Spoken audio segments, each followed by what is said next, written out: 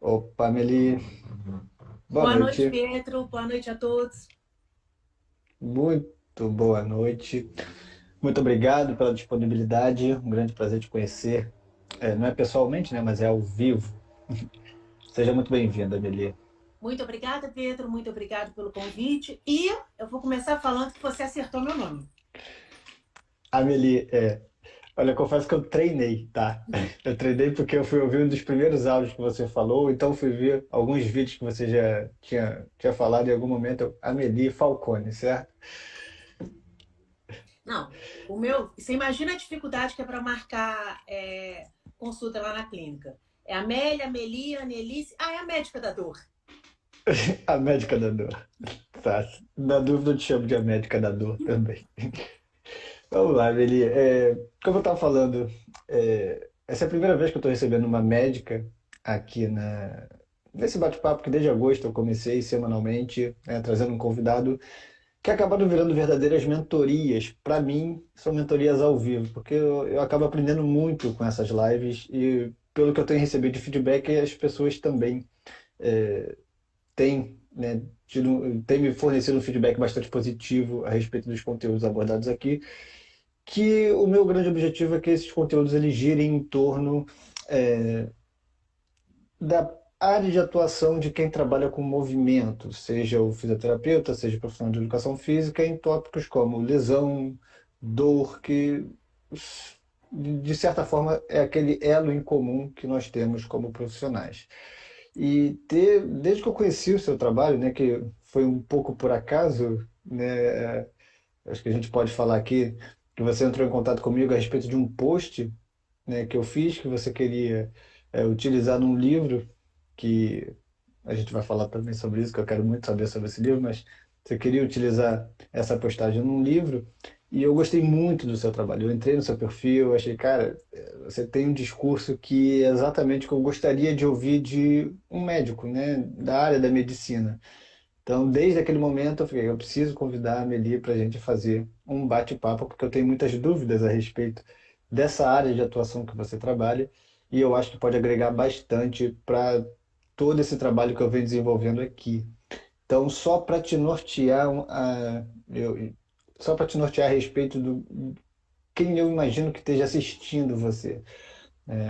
O resgate ele está meio que dividido entre metade dos meus seguidores são fisioterapeutas, metade são profissionais de educação física. Tá, não vou dizer metade, metade, porque tem muitas outras áreas, mas entre essas duas profissões, hoje a gente está bem dividido entre profissionais de educação física e fisioterapeutas. Então, eu acho que é um assunto bastante relevante para essas duas profissões.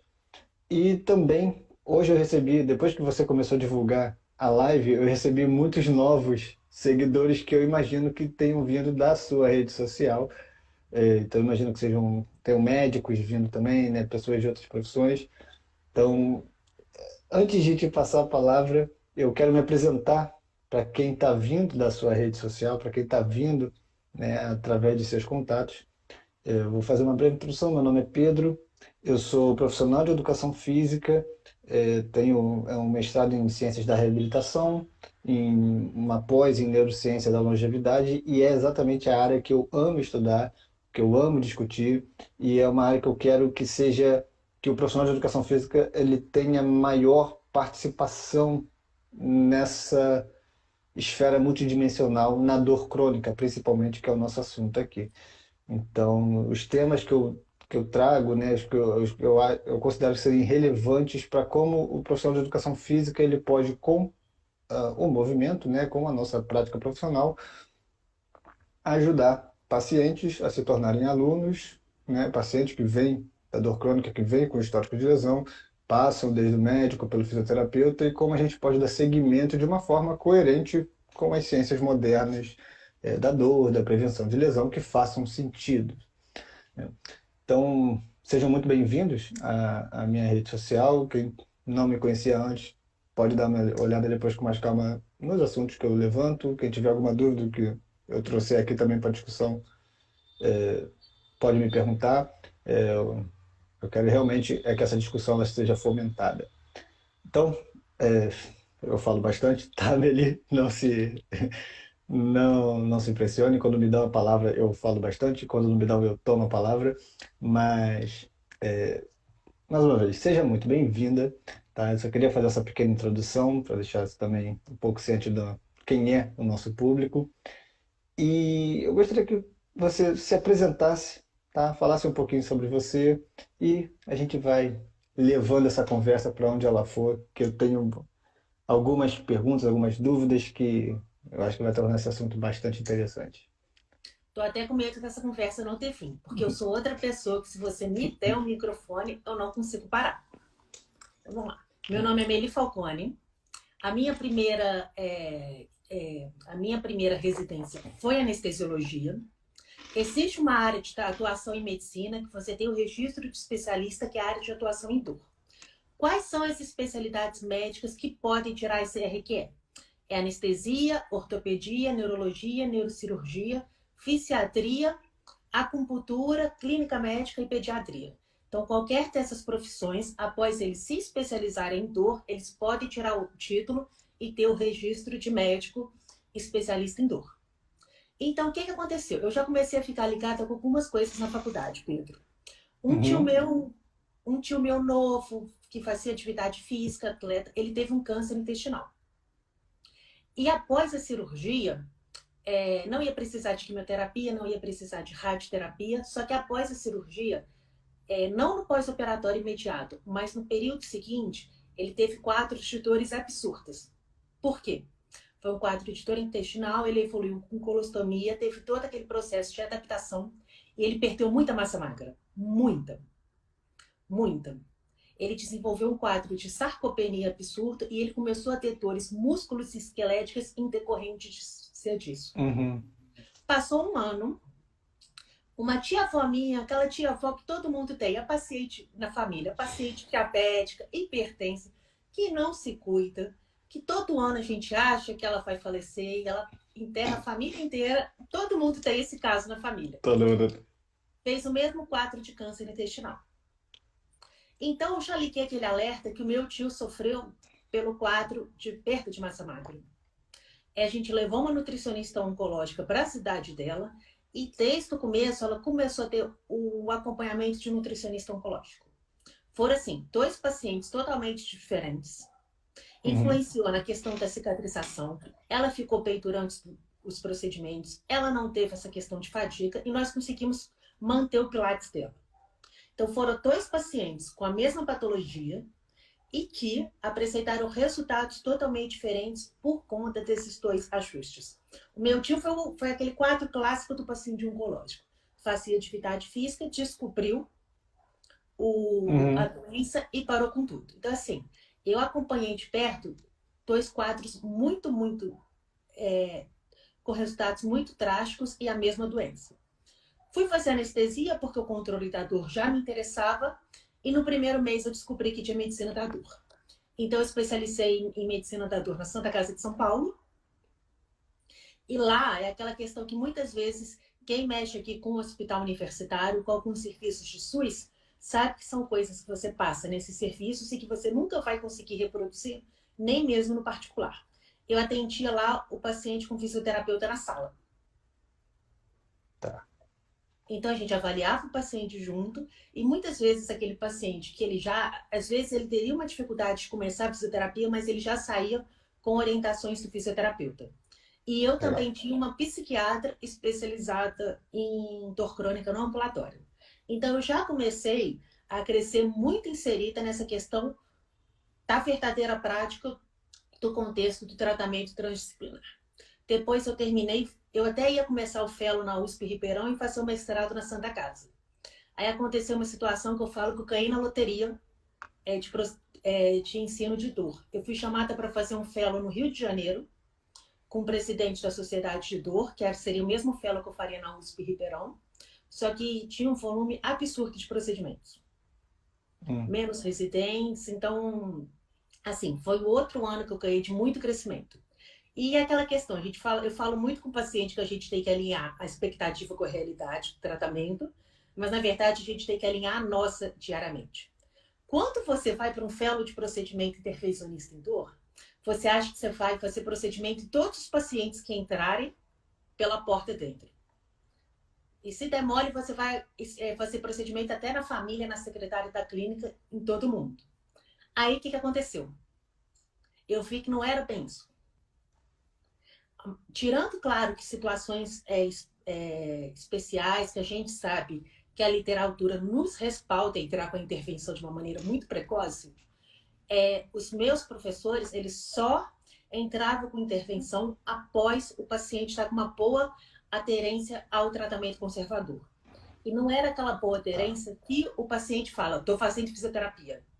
Era a boa aderência que ele ligava para o fisioterapeuta para saber como que estava. Ele ligava para o psicólogo.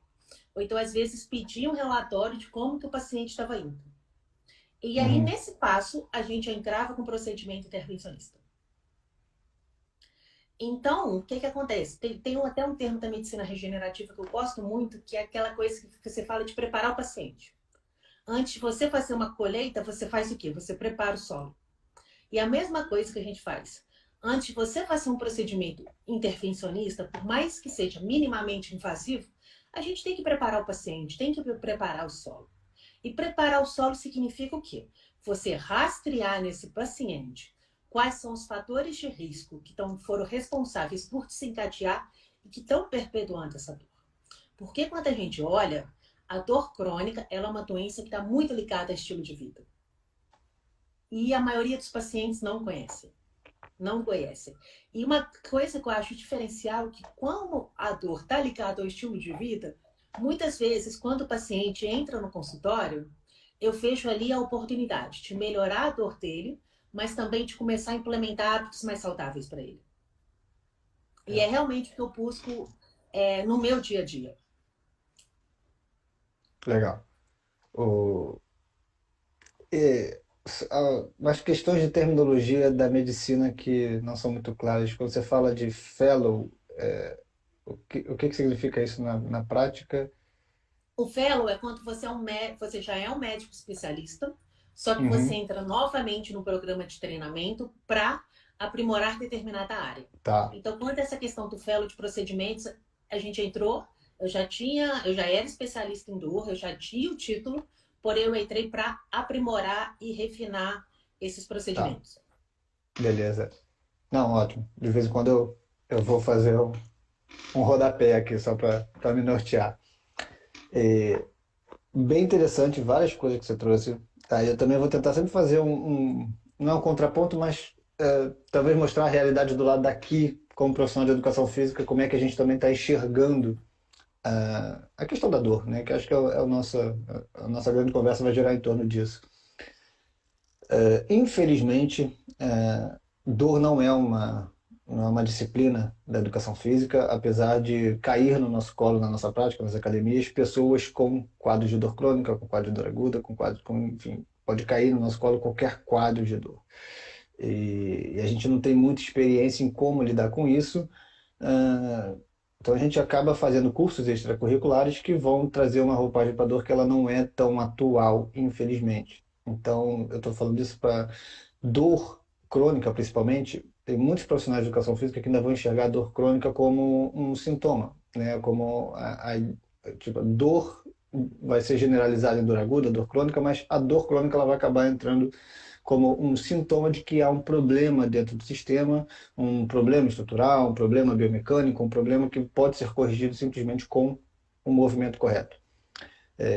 Infelizmente, esse ainda é um cenário que ele é muito claro para muitos profissionais de educação física, que é exatamente o que essas lives, essas conversas que eu estou trazendo aqui, eu quero mostrar o que há de mais atual em ciências da dor. Porque recentemente dor crônica, principalmente, como você já trouxe aqui, ela é por si só já considerada uma doença, né? Não necessariamente ela está, você pode me corrigir também a qualquer momento, tá? Não necessariamente ela está associada com alguma outra característica, mas por si só ela já é uma doença e eu imagino que a medicina da dor ela também é uma área nova na medicina, tá? Pelo pouco que eu tenho de informação, ela é uma área nova na medicina e mas já com uma versão, ou pelo menos com um olhar mais atual para a dor. Por que eu falo atual?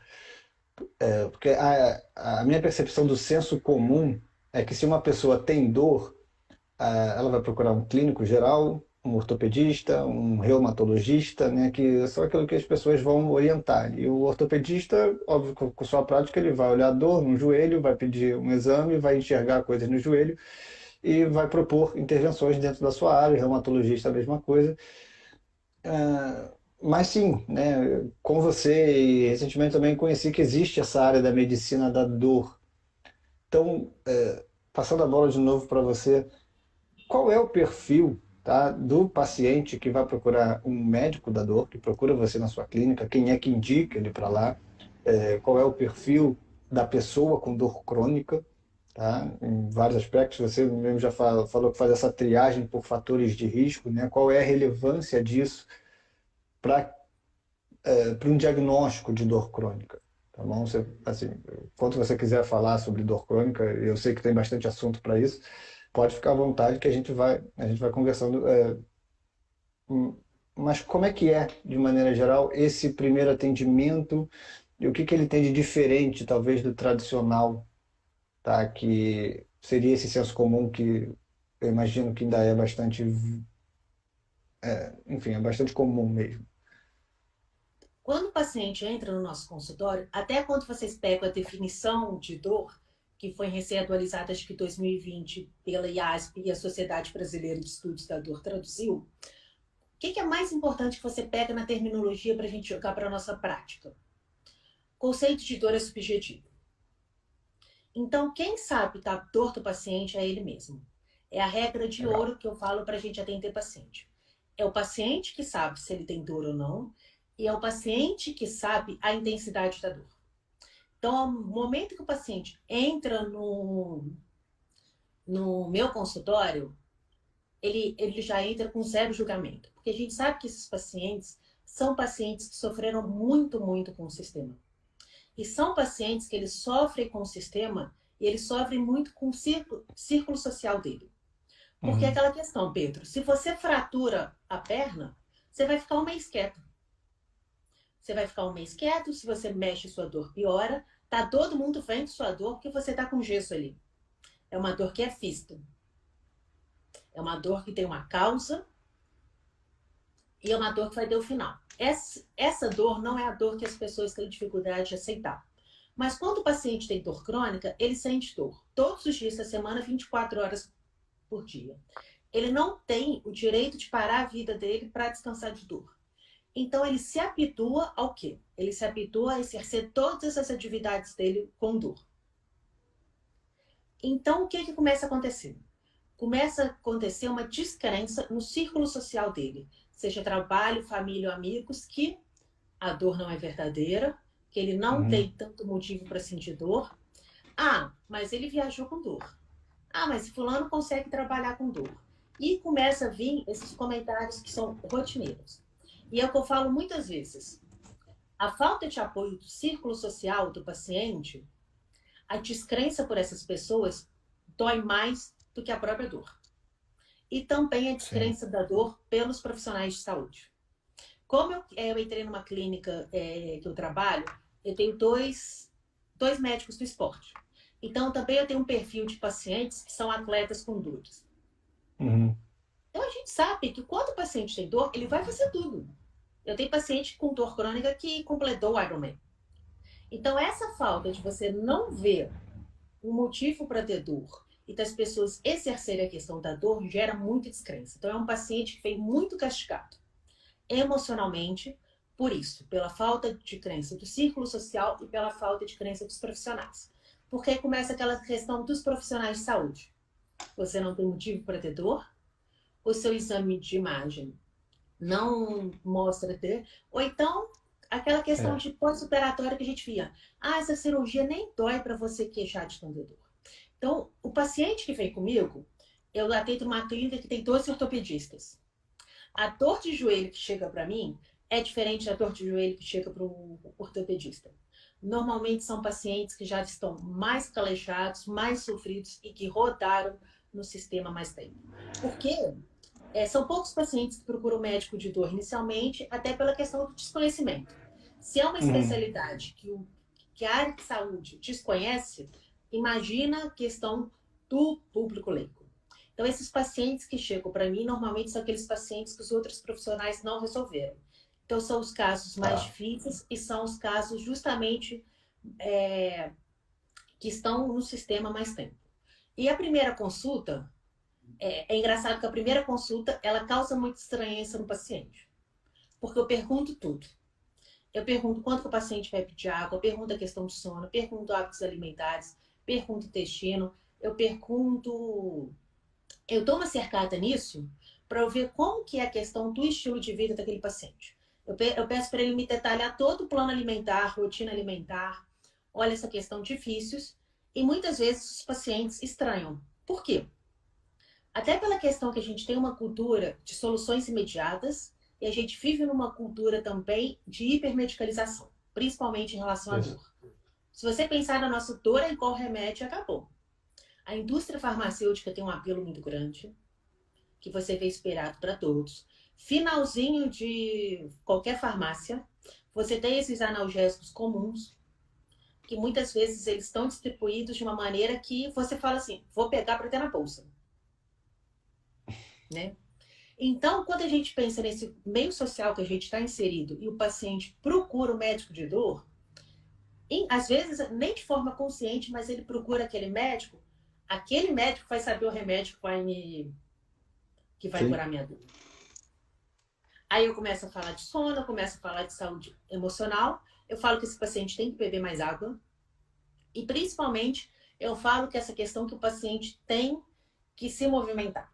Até se você olhar nessa questão de redes sociais que você observou, eu falo muito dessa questão do movimento, eu falo muito dessa questão do exercício físico. Porque é um dos grandes tabus que a gente tem que quebrar com o nosso paciente. Uhum. A gente tem que quebrar muito essa questão. E o paciente fala comigo, mas como é que eu vou fazer uma fisioterapia? Como é que eu vou fazer um exercício físico se eu tenho dor?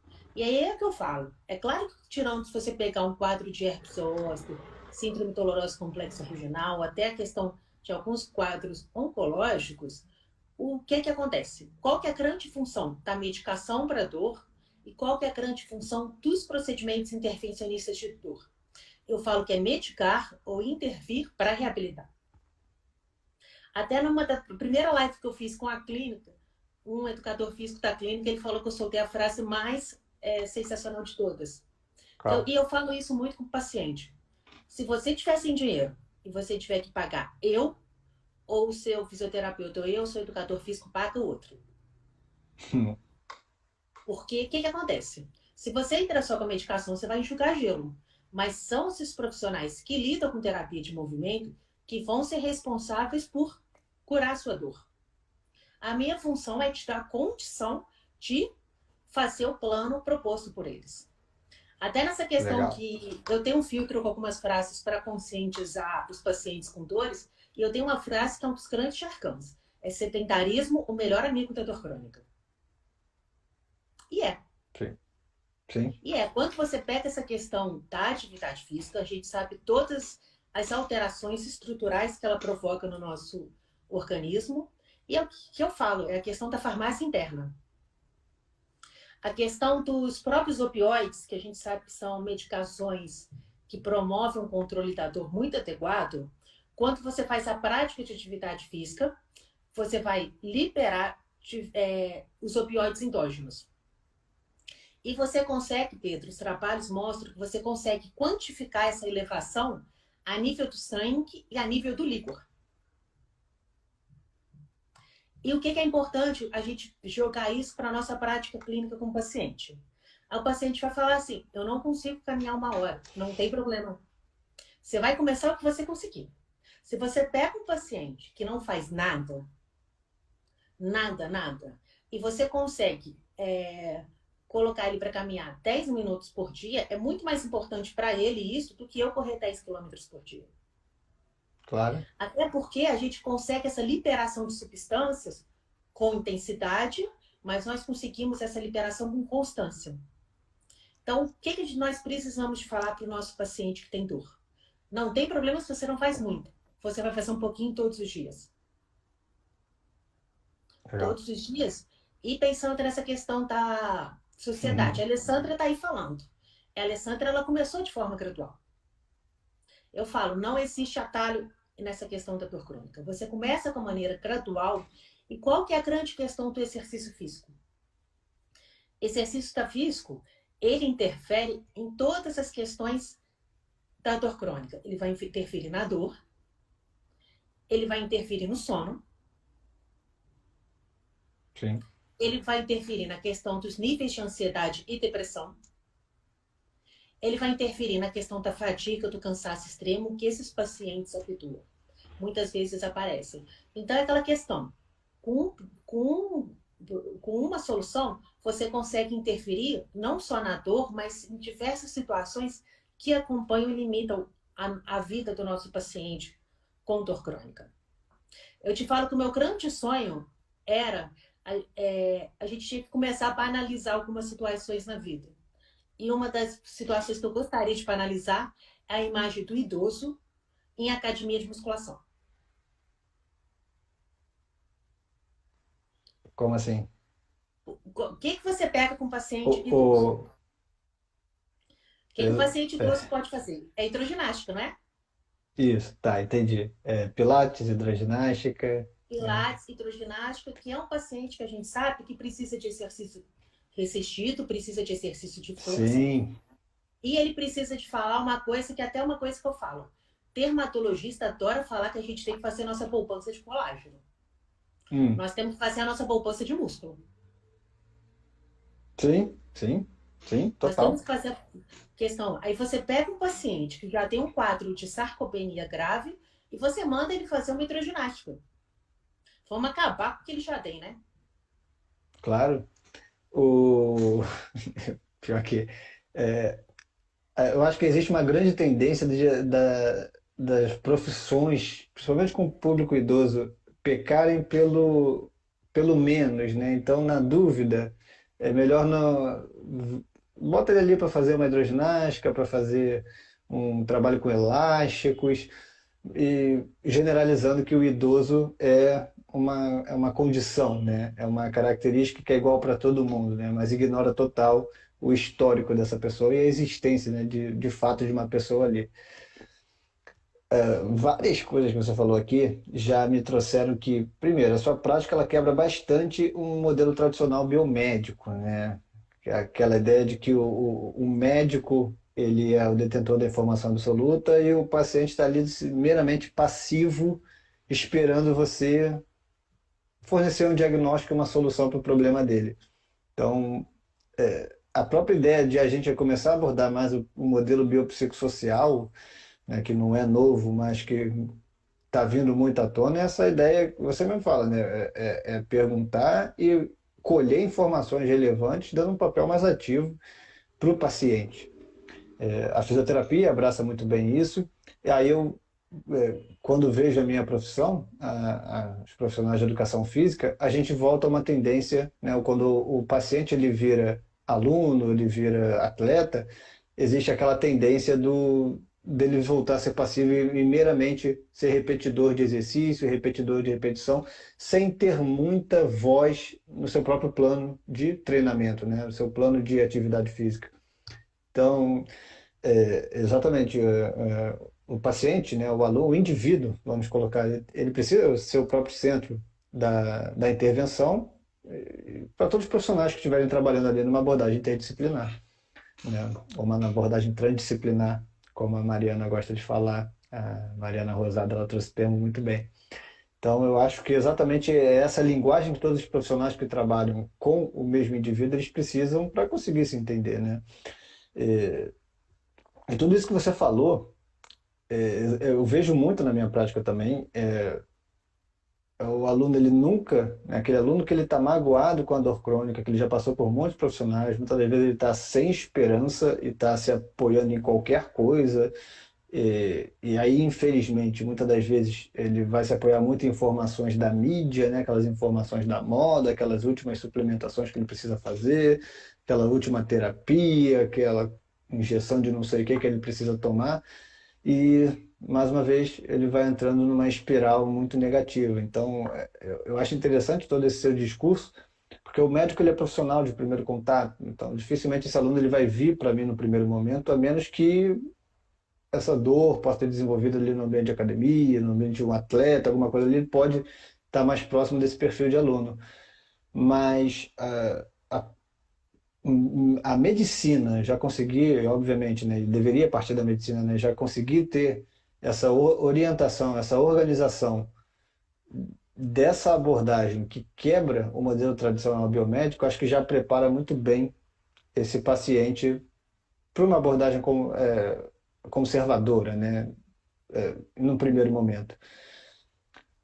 Como é que você falou algumas coisas em relação à importância, né, que você dá para o profissional de educação física e para o fisioterapeuta. Acho, pô, bem legal ouvir isso de um médico. Mas também, em eu imagino também pelo seu discurso que muitas das vezes e faz sentido com os guidelines, né, que a cirurgia ela precisa vir após a, a tentativa, né, de uma abordagem conservadora. Como é que você, tá? Eu sei que você falou um pouquinho, mas como é que você monitora esses pacientes ou como é que você enxerga diferentes perfis de pacientes quando eles são propostos irem para o fisioterapeuta, para o profissional de educação física? E aí sim, quem são esses profissionais de educação física, esses fisioterapeutas que você normalmente indica ou porque existe um contraponto a respeito da informação que esses outros profissionais vão passar para os seus pacientes. Eu acho que isso é uma das grandes quebras de sinergia no processo de reabilitação, porque se o profissional ele não tem o mesmo discurso que ele não passa informações relevantes ou que ele é um precursor, né, ele continua colocando ali no sebo, né, no aluno, ele continua enfim, né, de alguma forma desestimulando uma prática saudável ali de atividade física, e isso é muito comum na educação física, né, como só para exemplificar, a ideia da postura ideal, do movimento correto, de que a dor ela não ela é da cabeça, né, que, enfim, como é que você faz esse monitoramento com o outro profissional? Você tem alguns para indicar ou você entra em contato com outros profissionais? Como é que acontece essa sinergia com o seu trabalho? Normalmente, até para olhar essa questão de quanto vou intervir ou não, eu sempre passo o meu telefone para Uhum. todos os pacientes, eu peço para ele passar para os profissionais que vão estar com ele. Seja fisioterapeuta ou seja educador físico, justamente por quê? Porque vocês passam muito mais tempo com o paciente do que eu. Eu posso ter a melhor relação do mundo, não tenho, obviamente, mas mesmo se eu tivesse, mesmo passando essa questão de contato com o telefone, não adianta. Vocês passam muito mais tempo com o paciente do que com a gente. Uhum. Então, o paciente ele começa a se abrir mais com vocês, ele começa a procurar mais a opinião de vocês. Então, consequentemente, a gente precisa ter esse discurso muito, muito alinhado. Eu já li diversos trabalhos quando você pega essa questão especificamente de dor no atleta, que eles falam muito sobre essa questão da equipe transdisciplinar ter o mesmo discurso. Porque se o discurso não parte, o paciente ele tende a abandonar o plano terapêutico. Então, eu gosto de manter sempre aquela questão do contato e principalmente para ver se esse paciente está conseguindo fazer a reabilitação. O meu irmão ele é fisioterapeuta, ele formou antes de mim, Legal. então é bom porque eu já vi, não foi nem educado, foi atestrada em algumas situações. E o meu paciente, e o meu irmão me dá muito feedback de paciente em geral sobre como muitas vezes eles suspendem as medicações para testar, sobre como muitas vezes eles mexem na medicação por conta própria e conversam com o fisioterapeuta e não conversam com a gente sobre isso. Algumas dúvidas comuns, o meu irmão sempre me passou, até enquanto estava fazendo a especialização, e eu também fico calibrando isso na questão da consulta com os meus pacientes. E até essa questão que você falou é interessante, por quê? Porque o educador físico, ele vai passar muito tempo com o paciente. Vai. Ele vai passar muito tempo com o paciente, então ele tem que ter um conhecimento razoável sobre essa questão da dor crônica. Justamente porque eu falo muito isso, Pedro, eu faço procedimentos intervencionistas dos pés à cabeça. Eu tenho muito mais medo de provocar um dano, uma iatrogenia no paciente com o meu discurso e não durante o procedimento. Porque a gente sabe como que as palavras do profissional de saúde, elas Pesam. fazem impacto. E assim, não me vem com aquele papo furado, ah, você é responsável porque você fala é a pessoa pelo que escuta. Não é. Nós estamos em Uhum. posições hierárquicas Uhum. diferentes. Nós somos profissionais de saúde, nós somos dono do conhecimento e a gente está numa posição superior em relação a um paciente. Então, nós temos a obrigação de pensar em como nós nos comunicamos. A gente precisa de ter estratégias para nos comunicar e, principalmente, estratégias para adaptar o nosso discurso para a linguagem do paciente, para adaptar a informação científica para o contato com o paciente. Porque nós conseguimos provocar muito mais danos com palavra do que com movimento errado, do que com uma carga excessiva, ou eu com uma cânula que eu avancei demais. Então, a gente tem que monitorizar constantemente essa questão de como que a gente fala com cada paciente de maneira específica. Então, sobre Sim. essa questão do educador físico, você falou sobre essa questão de ser deficitário durante a graduação, mas é na nossa também. Eu tive uma aula de dor aguda, tive uma aula de dor crônica, que foram excelentes, por sinal, mas elas nem de longe, elas são capazes de suprir toda a demanda que a gente tem nisso. Teve um artigo que eu li, eu não sei se eu vou achar eles, culpa do TTAH. Eu começo a ler, começo a inventar um artigo no outro e depois eu não salvei nenhum. Que ele falou sobre essa questão que eles fizeram uma pesquisa sobre educação em dor nas escolas americanas e que eu acho que é super válido para a nossa realidade brasileira. Primeiro, eles falam que o ensino da dor ele é desfragmentado. Você Uhum. tem uma aula de dor lombar aqui, você tem uma aula de dor no joelho aqui, aí você tem uma aula de dor abdominal em gastro. Então, ela é sempre fragmentada e ela é o quê? É sempre vista como um sintoma e não como uma doença. Isso Isso. no ensino médico. Outra coisa muito importante, além de ter a faculdade não dar um respaldo para a gente avaliar uma síndrome dolorosa, diagnosticar e tratar, nós não temos uma educação sobre a questão de empatia, acolhimento que os pacientes com dores crônicas necessitam. Então, ela falha das duas maneiras, tanto da parte de vista educacional, como a parte de vista de amparo para o paciente. E a gente continua a falhar sobre isso. Ou a gente procura por conta própria ainda, ou nós não vamos conseguir, é, ou nós não vamos conseguir começar a olhar para esses pacientes com carinho. E por que que nós precisamos? Se você, eu falo isso muito com os meus alunos. Ah, eu não quero, eles falam, eu não quero atender isso. Eu falei, esquece. Quando você começar a falar que atende dor, o seu consultório vai aparecer de tudo. Porque Sim. tirando a morte, a dor é a coisa mais democrática que a gente tem em saúde. Ela comete todas as faixas etárias, ambos os sexos, qualquer classe social, qualquer raça. Dor é a coisa mais predominante que a gente tem. E Sim. aquela questão, quando você entra no site da Sociedade Brasileira de Estudos da Dor, você está inscrito lá? Não, Eu acho que você tinha não que se tô. inscrever, porque é uma sociedade que ela é multiprofissional Uhum. e eu acho que você tem um trabalho que precisa de ser levado para lá. Opa. Até para você começar com essa questão de difundir mais isso para a questão da prática de educação física. Tem uma página lá que eles falam uma coisa que é muito importante. Por que que eu vou me preocupar com a dor no mundo cheio de doenças que matam? Porque se você pegar qualquer lista das doenças que mais matam, é doenças infecto-parasitárias, é câncer, é doenças cardiovascular, endócrino metabólica, trauma. Mas se você pensar, todas essas doenças, elas podem cursar com dor crônica. Qualquer doença que a gente tem pode desenvolver alguma síndrome dolorosa. Sim. Então, qualquer profissional de saúde tem que estar habilitado a ter um conhecimento mínimo ou médio sobre a questão de dor. E Sim, principalmente porque a dor, ela provoca repercussões muito trágicas na nossa vida. é, a ideia do profissional de educação física estudando dor é um tabu ainda em qualquer outra profissão. Eu posso trazer aqui, até a medicina enxergaria de uma maneira esquisita, a fisioterapia enxergaria de maneira esquisita, é um tabu ainda. Por mais que eu tenha feito um mestrado dentro da área de fisioterapia, com outros profissionais de educação física também, as nossas próprias as teses, né, os programas que de certa forma estão disponíveis para a gente, eles não envolvem a observação de desfechos que de alguma forma possam semelhar a tratamento, né? Essa é a área da fisioterapia.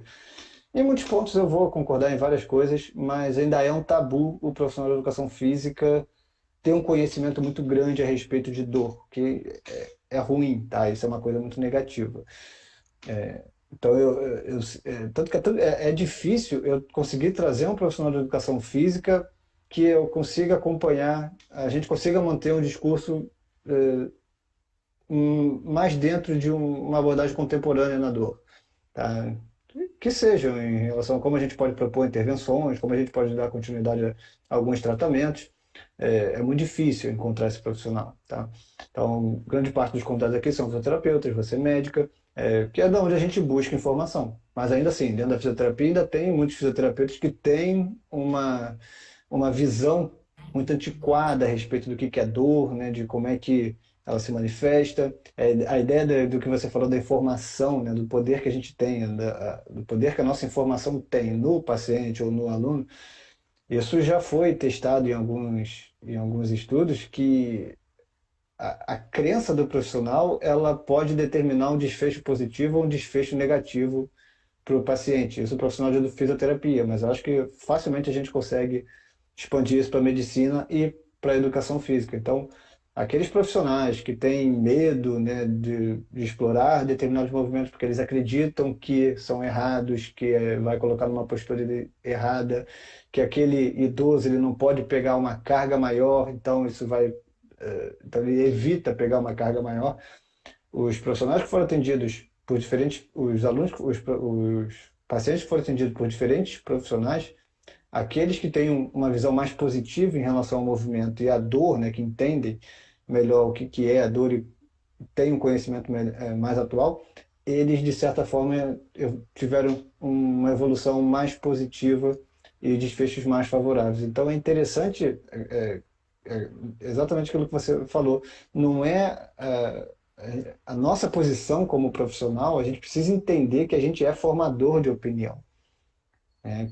Assim como a gente vai no médico para procurar ajuda, e muitas das vezes vou aceitar aquilo que o médico está falando, porque eu vivo no modelo biomédico, né? Eu vou no psicólogo, eu vou aceitar aquilo que o meu terapeuta está falando, porque eu vivo no modelo biomédico, faz parte, a gente tem que entender. Então, eu acho que de tudo que essas novas discussões a respeito da dor elas trazem, é que a informação ela norteia basicamente os desfechos e as condutas, né? As informações relevantes.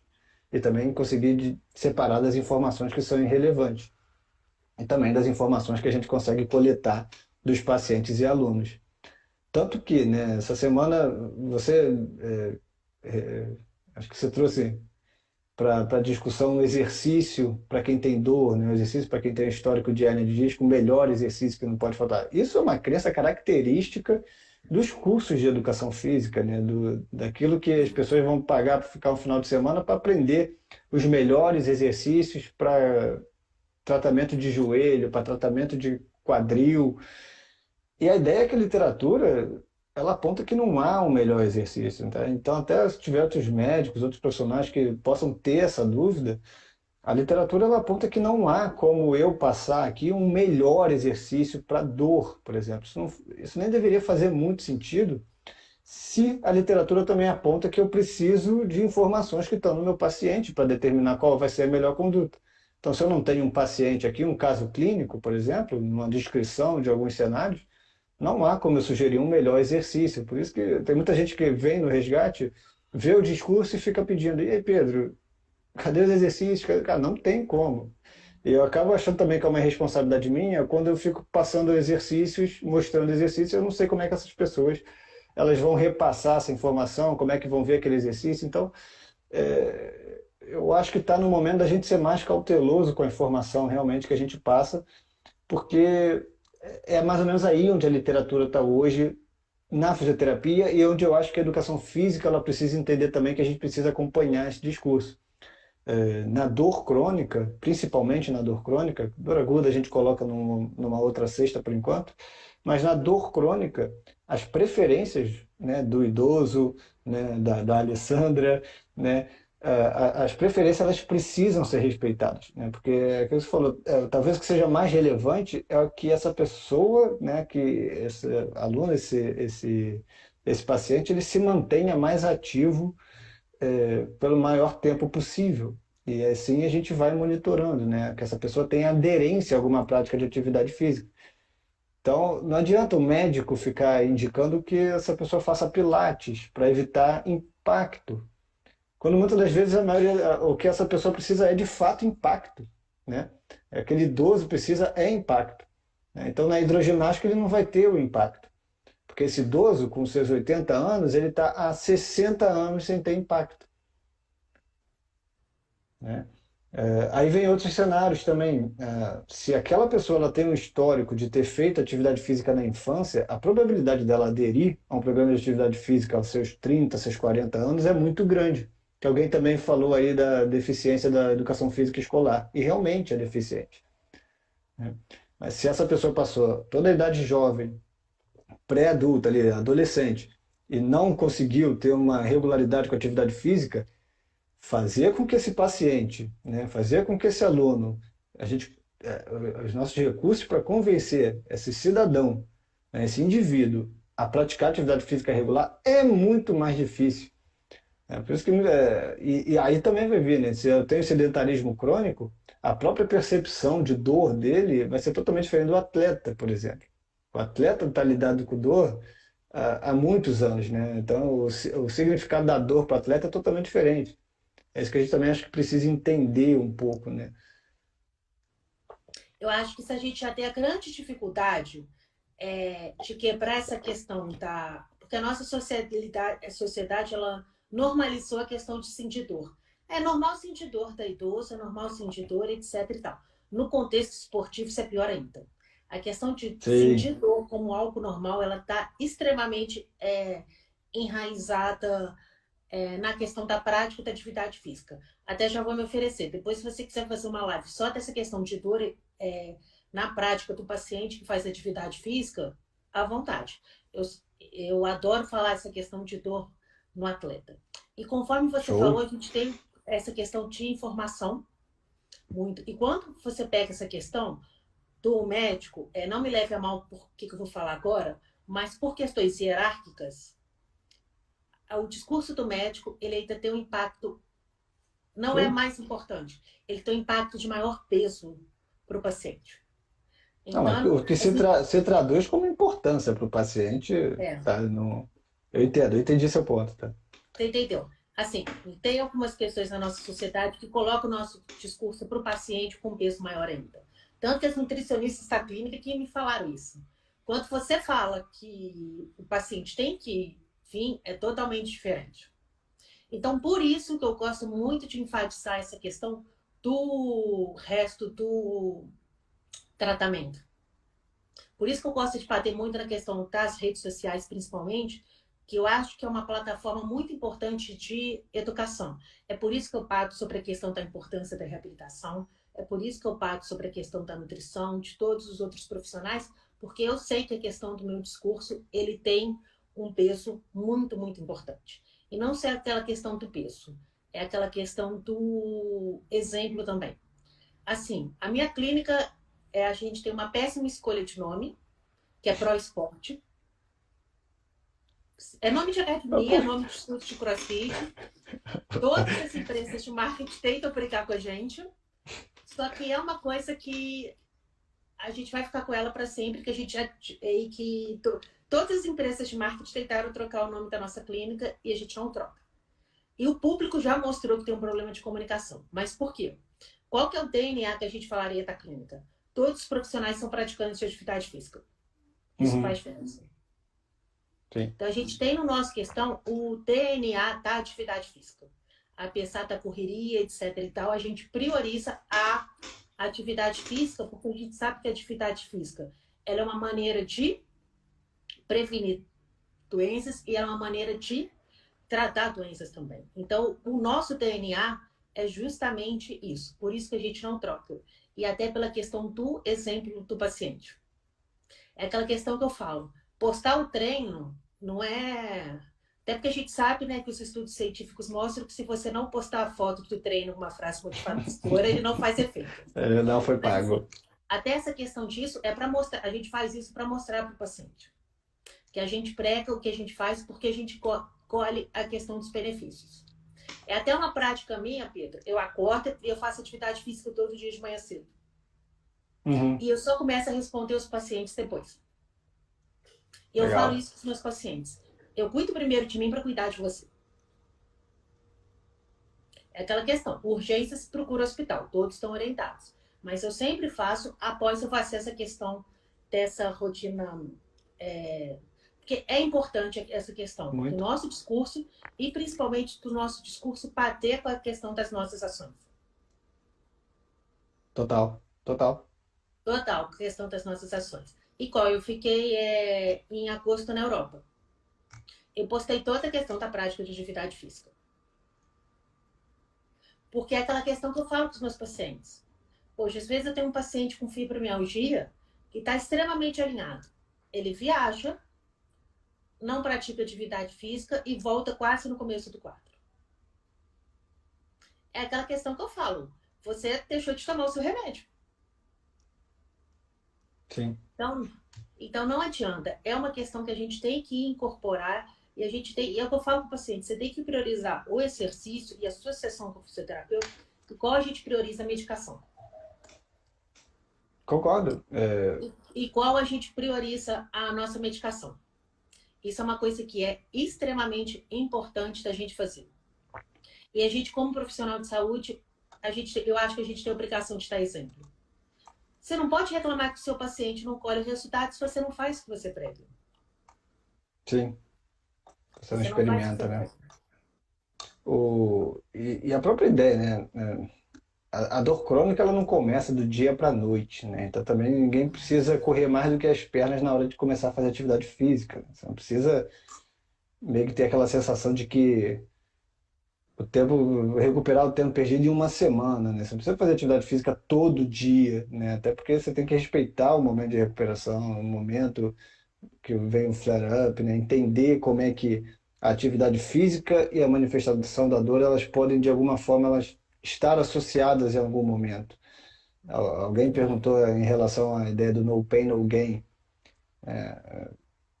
Talvez, como professor de educação física, eu consiga me colocar melhor. A ideia do no pain, no gain, ela vem muito do fisiculturismo, né? Então, é aquele meio que o slogan do fisiculturismo de que para crescer, para gerar hipertrofia, né? Para ter esse ganho, você vai ter que ter dor, né? Você vai chegar no extremo. E realmente, você vai trabalhar nos extremos, muitas vezes, dos seus limites físicos. E, e, obviamente, que nem toda atividade física ela precisa gerar dor. Isso é importante saber. Mas eu também acho que o profissional e o aluno, né, nesse caso o aluno, mas vem da, eu posso portar para o paciente do fisioterapeuta, que dor durante a atividade física ela pode acontecer, não é sinal de que alguma coisa está piorando, uma lesão está piorando, principalmente se a gente está falando de dor crônica, né, que já passou por alguns processos de dano tecidual alta cicatrizado, simplesmente a dor, a manifestação da dor por si. Então é importante saber que a dor ela pode acontecer numa fase mais aguda, tá? Numa fase da intervenção mesmo, com o movimento, mas que a literatura própria dá suporte de que essas pessoas sentindo dor, elas podem ter desfechos positivos, tanto quanto aquelas que não sentem dor. Então pode até ser uma estratégia de enfrentamento, né? Uma estratégia de, enfim, de autogestão, né? De ensinar alguns valores que podem lá na frente trazer benefícios para o próprio paciente, para o próprio aluno. Então, o que eu acho também que a questão da informação é que o próprio profissional ele precisa adquirir o conhecimento do que é a dor. Eu estava falando com o Rafael Light que o profissional de educação física não estuda dor na faculdade, o fisioterapeuta não estuda dor na faculdade, o médico não estuda dor na faculdade, que eu aprendi com você. Então, quem é que está estudando dor, né? Quem é? Estamos fora da faculdade, né? Estudando dor, discutindo dor, né? Não existe uma grande cadeira, né? Se eu descobrir que cinema é medicina estudador, então, cara, a gente precisa trazer então a discussão talvez seja realmente um pouco mais séria, porque até chegar na mídia, né, que as informações relevantes chegarem na mídia de forma tão difundida quanto sentar certo ou sentar errado, vai demorar muitos anos ainda. Tá? Então, a gente está discutindo aqui nas lives, está discutindo por aí, mas então a ideia do meu Pain Game que eu vejo é isso: a gente precisa ter o conhecimento do que é dor, precisa ter o conhecimento para poder ter segurança de trabalhar com o paciente com dor. Tá? O... Você também me confidenciou que você está escrevendo um livro para pessoas que são leigas e têm dor crônica. Quer falar um pouquinho sobre ele? Vou falar assim, vou até No começar Pain a We falar Gain. uma coisa que está na introdução do meu livro. Eu odeio essa expressão. Eu fiz essa adaptação justamente sobre isso. Que eu acho que quando a gente conhece a dor, conhecimento da dor, seja pelo profissional de saúde, ou seja pela questão do paciente, não sou eu que falo, é literatura científica. Eles respaldam a gente sobre a importância da educação Uhum. do nosso paciente sobre o contexto da dor, é o que vai levar aos verdadeiros desfechos. Principalmente porque é o que vai promover a atenção do paciente ao tratamento. Tudo fica Legal. mais fácil quando você tem um porquê definido. Tudo fica mais fácil por isso. Ninguém gosta de ser mandado, Pedro. Nem meus pacientes pediátricos gostam de receber ordem. Quem tirar os nossos pacientes idosos. Então, quando você explica que aquilo ali tem um porquê, realmente você vê que essa questão que tem uma orientação diferente. E sobre até essa questão que você falou sobre informações, o meu Instagram, é claro, ele tem atrás das minhas postagens, elas têm evidência científica, mas a minha linguagem, ela é bem simples, porque o meu foco é o paciente. Sim. O meu foco é o paciente, então eu trago as coisas muitas vezes bem simples mesmo, às vezes de uma maneira idiota, porque o meu intuito é o público leigo entender. Até porque eu uso muitas das minhas postagens com os meus pacientes.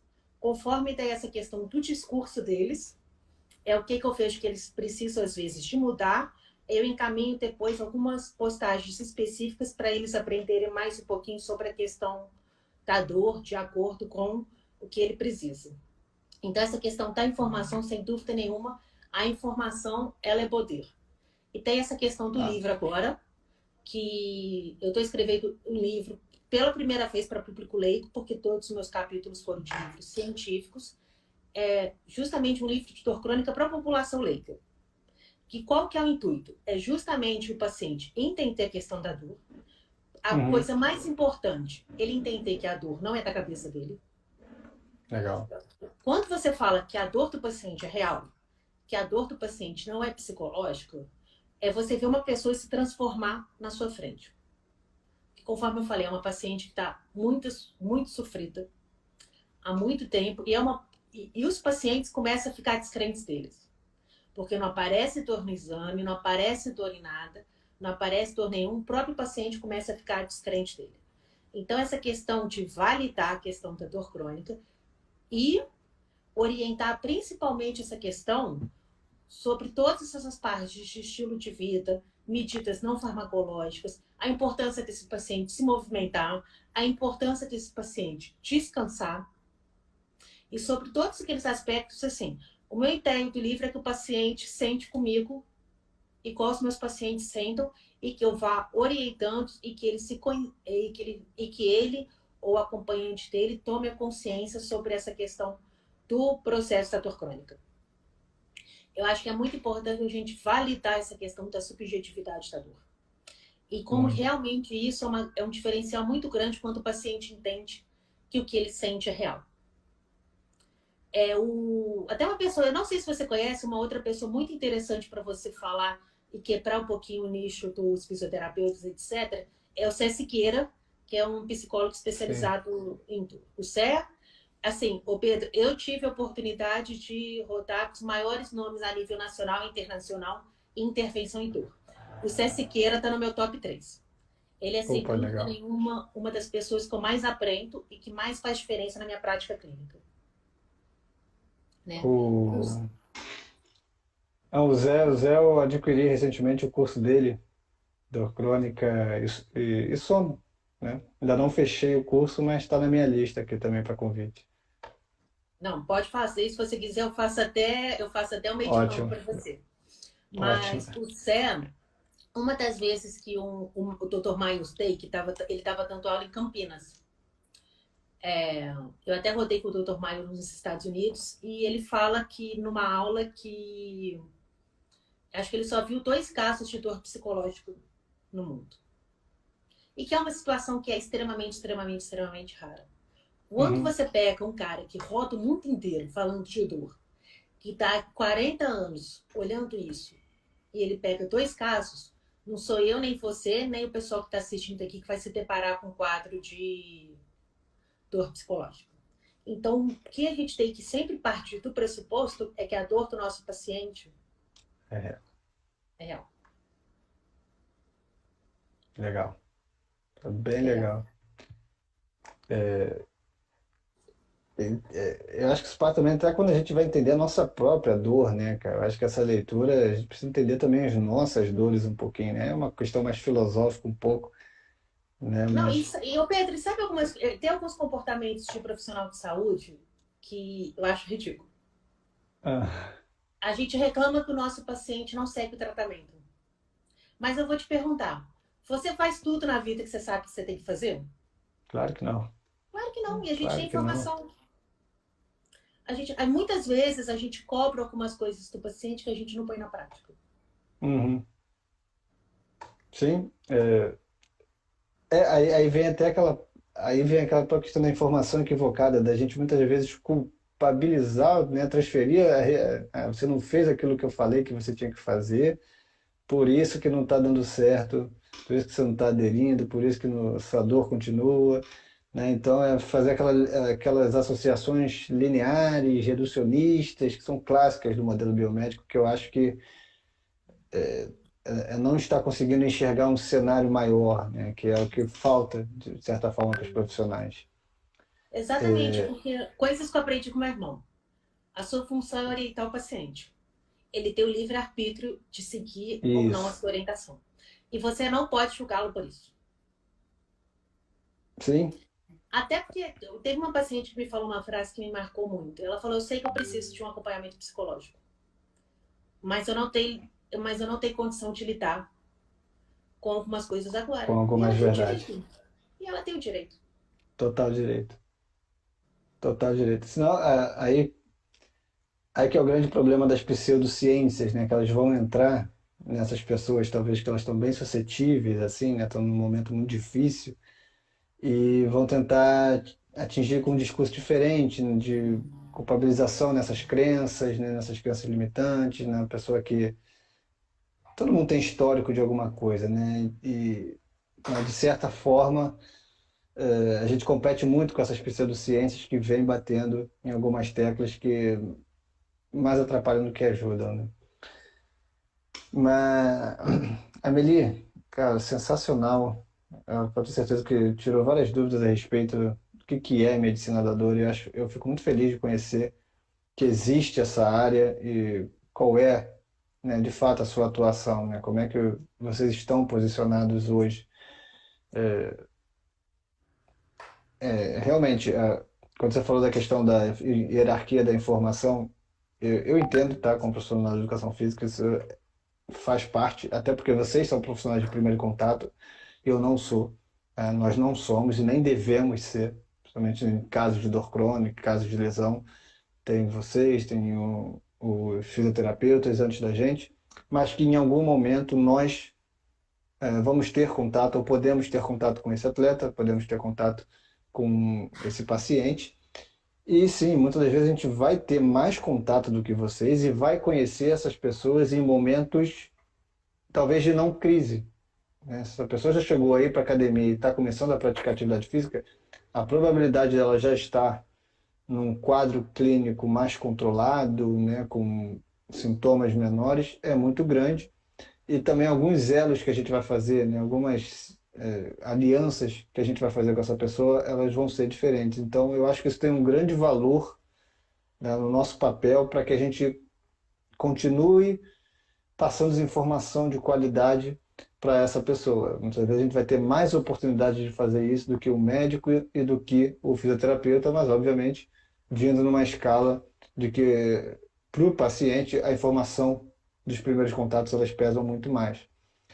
Então, a leitura que eu faço para a minha profissão é que a gente tem que entender esse cenário onde a gente está hoje, onde a gente pode se colocar, né? Não é bater de frente com a informação de um médico, ou bater de frente com a informação de um fisioterapeuta, ou agir como fisioterapeutas agem, né?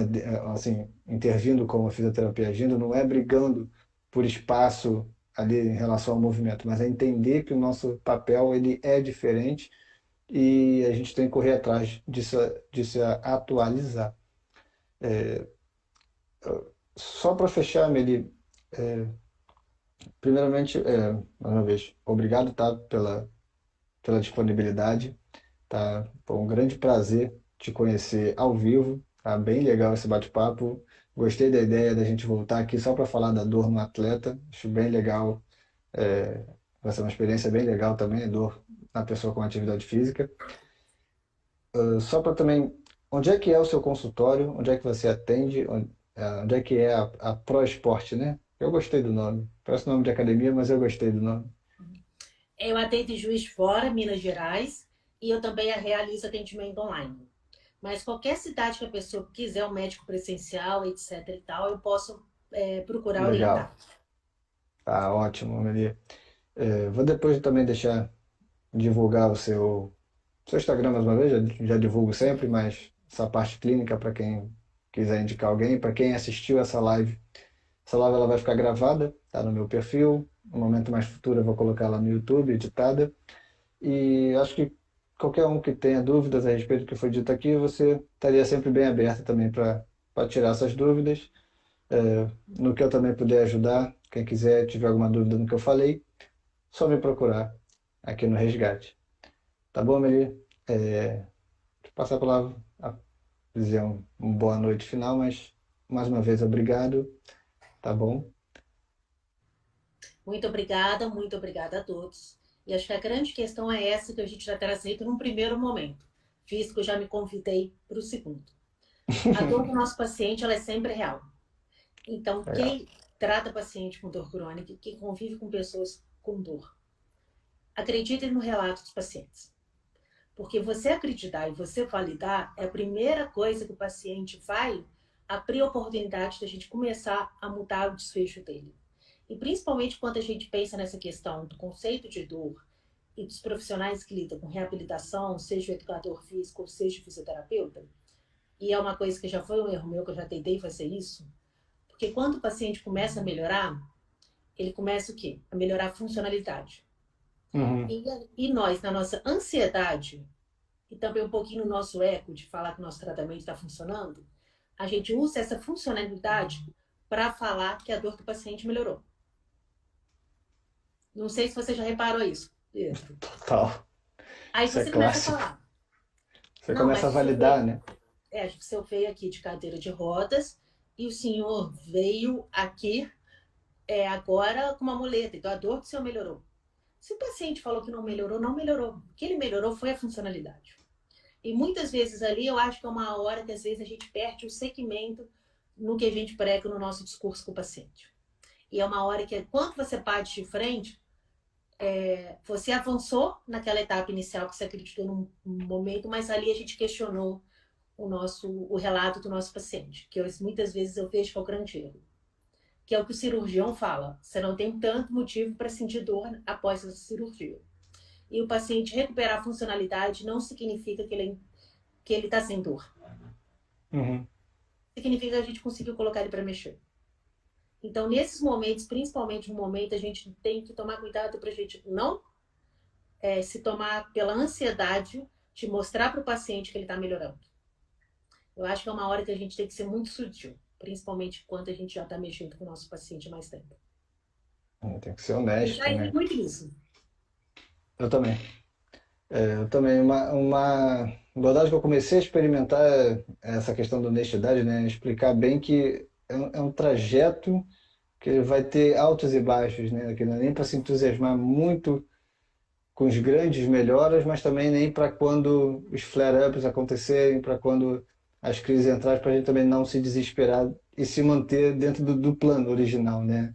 Se manter dentro do objetivo, né? A gente já conseguiu identificar alguns fatores que podem estar associados e a gente, de certa forma, está tentando cuidar desses fatores, buscar solução para questão de sono, questão de hábitos mais positivos. Então, é se manter dentro do cronograma original e olhar sempre para o longo prazo, que pelo menos é onde eu enxergo que é onde estão os benefícios, né? Onde a gente vai colher os grandes benefícios. Legal, né, Maria? Acho que essa segunda live vai rolar, tá? Essa Tá bom, segunda ótimo live vai então. rolar. Eu adoro falar de dor na clínica. Ótimo. Então, obrigado mais uma vez. Obrigado a todos que assistiram, tá? Obrigado a todos que vão assistir. Muito boa noite e até uma próxima. Boa noite a todos.